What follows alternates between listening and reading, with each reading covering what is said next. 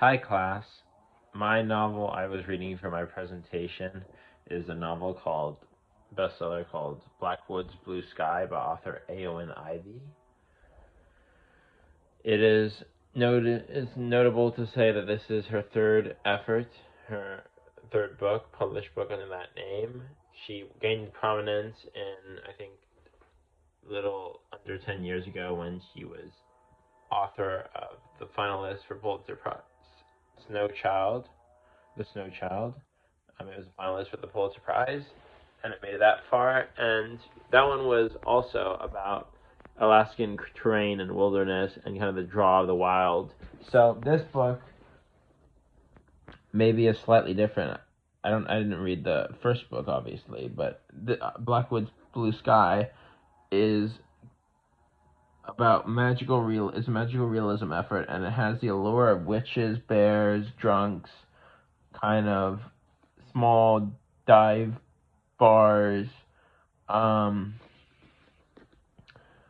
so to start off, it follows this woman named Birdie. She's a single mother. She raises her daughter Emmeline, and the catalyst for this book, what pushes it forward to the next first hurdle to engage the reader, is Birdie, after being drunk and high or whatever, from a party or just getting back and kind of sleeping in, and then her daughter sleeps with her, like kind of in the same bedroom. So yeah, she leaves her daughter to go to work, and at Dilla's place, her employer, at a little coffee shop, kind of outside of Anchorage, Alaska, and she while she does that and tries to get her morning together and try to be productive to bring in earnings for her daughter and support the family alone, as she does, Birdie is doing that, and Emmeline decides to explore and go find mommy. So, yeah, she's gonna try to find her mother in the woods, and the way because she has no idea for some reason where Birdie was. Birdie didn't tell her. Birdie also left her alone, so that was bad. It was like, really, you're irresponsible. Um, you're very irresponsible as a mother, I think, for leaving your 6-year-old daughter, or 8-year-old daughter, whatever she is, out in her house in alone, right, to fend for herself. And there are adults present in the surroundings, but not immediately surroundings, not the immediate surroundings. And rather than, yeah, trying to look for an adult that's closer in, she tries to find Birdie, and she follows tracks, animal tracks, tries to find where she might be, like, because she knows animals make signs and like footprints and also disturb the terrain, right? So she's trying to find her mother, and ultimately that fails miserably. She gets lost, cries. Then this guy named Arthur, who maybe is a gentleman for saving her, but I'll get to that, kind of returns her to her mother. And the problem with Arthur, he's he's shy, quiet, that's fine. He's a little bit reserved, but ultimately, my problem with Arthur is he's just a weirdo, and not like a weirdo. Like, I'm not saying that lightly. I'm not like he's a weirdo. Yeah, like, I'm not trying to put down weirdos. If you're weird, it's fine. Like, you can be quirky, but he does things like sniff Birdie's hair and get up in her face and kind of like doesn't know personal space at all. And yeah, so he kind of just gives me a creepy feeling from right off the bat, and I can tell you that I knew where this novel was going, not exactly like how it was going to end, obviously, but I knew the direction it was headed from like the fifth page or something, like after at least the first chapter or second chapter. Um, People all say Brody shouldn't pursue Arthur, and kind of she wants to know him down initially and figure out what he's about, and she also has a fondness for him. So yeah, she kind of invites him to like hang out with her, and like kind of they have that rapport starting. And Arthur has a scar, like a bear scratch or whatever on his face. Don't know if it's the right side or the left side of his cheek, but yeah.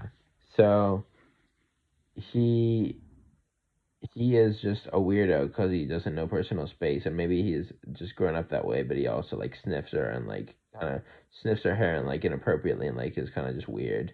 So yeah, I got a creepy feeling from him right off the bat. And what do you know?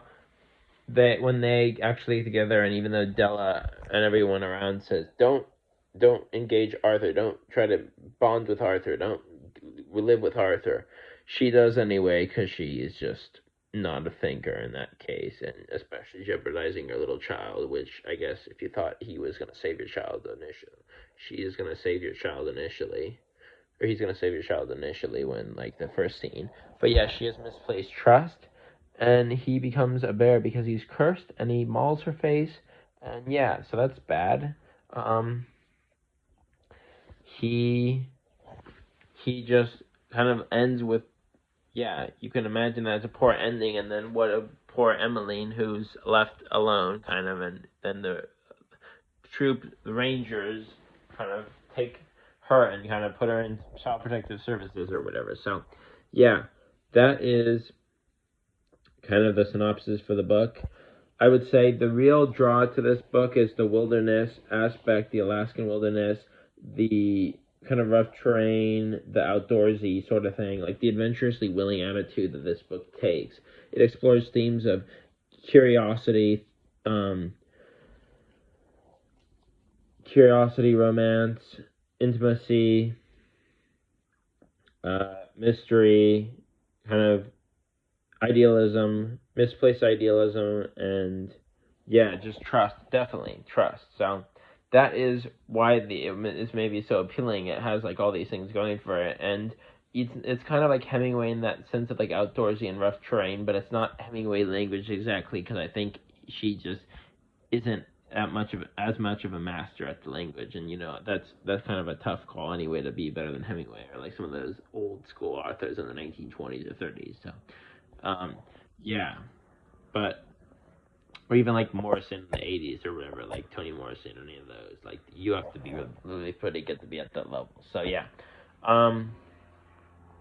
yeah. So I would say that's the reason it got the appeal it did, and it's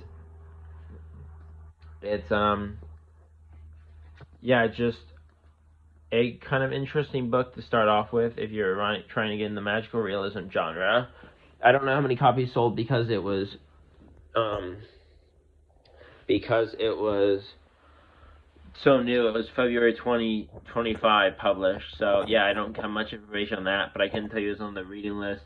Many reading lists. It's on bestseller for Amazon, bestseller for Canada, Penguin House, Random House, Penguin Random House, and a lot of other things.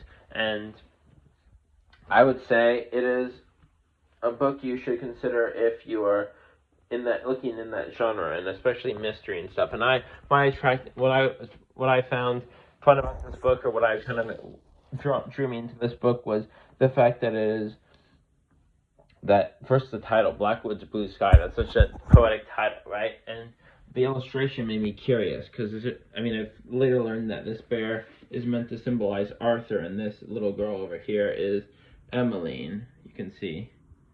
So, yeah. But I like that it's magical realism because with my own work I'm doing kind of that same genre. So, and I maybe don't have as much specification about where it's set in America, but mine's an American novel too because it's set in America, and also it has that sort of appeal with like mystery and kind of gothic sort of elements. So I think it has a lot of fantasy too. So yeah, that's the appeal. So hope you liked my presentation. I can't wait to hear yours. So take care.